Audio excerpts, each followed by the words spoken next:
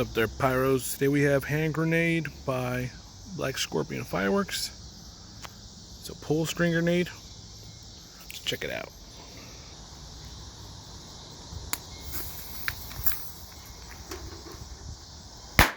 Ooh, pretty loud. Ooh. Nice. Those are fairly loud.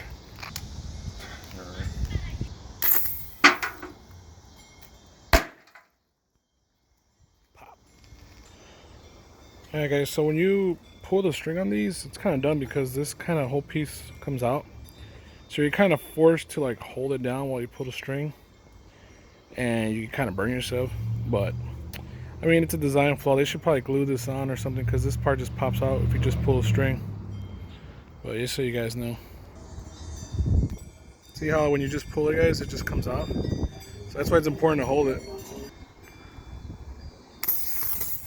There we go. Huh. That one didn't go. Whew. So pretty loud.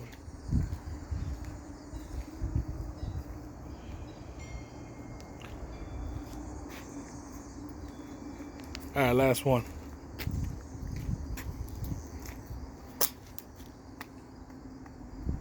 Alright. There it goes. Nice.